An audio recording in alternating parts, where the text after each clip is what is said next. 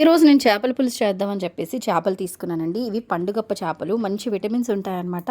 చిన్న చేపలు చాలా బావుంటాయి. అయితే చేపల పులుసు నా స్టైల్‌లో కాకుండా మా వదిన స్టైల్‌లో చేద్దామని చెప్పి ట్రై చేశాను. పులిని చూసి నక్క వాత పెట్టుకోవడం అంటే ఇదేనేమో! తను ఎలా చేసిందో అలా చేద్దామని చెప్పేసి ట్రై చేశాను. టేస్ట్ ఎలా వచ్చిందన్నది లాస్ట్‌లో మీకు చెప్తాను. వీడియో అయితే లాస్ట్‌లో మిస్ కాకుండా చూడండి.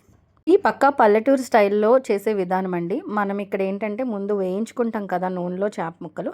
అలా కాకుండా ఇది డైరెక్ట్‌గా పెట్టారనమాట. అయితే మొన్న రీసెంట్‌గా కనుమ పండుగ అయింది కదా! ఆ రోజు భోజనాల్లో మా వదిన ఈ చేపల పులుసు చేశారు. నాకు చాలా నచ్చింది పులుసు. ఎలా చేశారు వదిన అంటే చూపించారనమాట. నేను ప్రొసీజర్ అంతా ఫాలో అయిపోయాను. సూపర్ టేస్ట్ వచ్చేస్తదని చెప్పి కాన్ఫిడెంట్‌గా చేయడం స్టార్ట్ చేశాను. ముందుగా చేప ముక్కలనైతే ఇలా శుభ్రంగా కడిగేసుకోవాలండి. ఇంటికి తెచ్చిన తర్వాత కూడా ఉప్పు, పసుపు వేసి నీట్‌గా కడిగి పెట్టేసుకోవాలి. ఇప్పుడు బుర్ర ముక్కలు, ఇంకా అన్‌స్ట్రక్చర్డ్‌గా ముక్కలుంటాయి కదా కొన్ని కొన్ని. అలాంటి ముక్కలన్నీ తీసుకొని నేను పులుసు పెట్టేస్తున్నాను. అవి బావుంటాయి టేస్ట్. దాంట్లో ఉప్పు, కారం, మీడియం సైజ్ ఉల్లిపాయలు 2, టమాటాలు. టమాటాలైతే ఒక 3 తీసుకున్నానండి. కొంచెం ముక్కలు కట్ చేశాను. కొంచెం ఇలా మెత్తగా చిదిమేస్తున్నాను.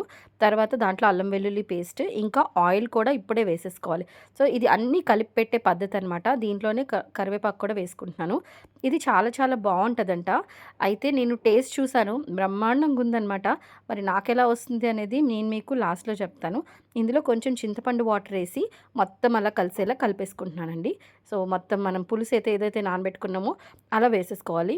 చూస్తేనే తెలిసిపోతుంది కదా! కారం అయితే సరిపోలేదని చెప్పేసి. ఇందులో నేను అడిషనల్‌గా 2 స్పూన్స్ కారం అయితే మళ్ళీ వేసుకుంటున్నాననమాట. మా టేస్ట్‌కి సరిపడేలా వేసుకుంటున్నాను. మీ టేస్ట్‌కి తగ్గట్టుగా మీరు కూడా వేసుకోవచ్చు. దీంట్లో ఒక స్పెషల్ మసాలా వేస్తున్నానండి. ఇది నాన్ వెజ్ కోసం మేము చేసుకునే స్పెషల్ మసాలా అనమాట. సో, ఒకవేళ మీ దగ్గర గరం మసాలా ఉంటే అదైనా వాడుకోవచ్చు. ఇది నేను పొయ్యి మీద డైరెక్ట్‌గా పెట్టేస్తున్నానండి. 15, 20 నిమిషాల తర్వాత మనం చక్కగా ఇలా కొత్తిమీర వేసి చల్లారిపోయిన తర్వాత సర్వ్ చేసేసుకోవచ్చు. అయితే ఫస్ట్ నేను మీకు ఒక టిప్ చెప్తాను. ఇక్కడ ఏంటనంటే మనం ఉదయం చేసిన పులుసుని నైట్ తింటే మాత్రం అద్దిరిపోద్దండి. వెంటనే తినకూడదు. ఇంకా ఉప్పు, ఆయిల్ కూడా ఎక్స్‌ట్రాగా ఉండాలి. ఇంత తక్కువైతే బావుండదు. మా ఇంట్లో కొంచెం తక్కువ తింటాం అనమాట. నేనైతే ఆగలేక వెంటనే టేస్ట్ చూస్తున్నాను. టేస్ట్ అయితే చాలా వచ్చిందండి.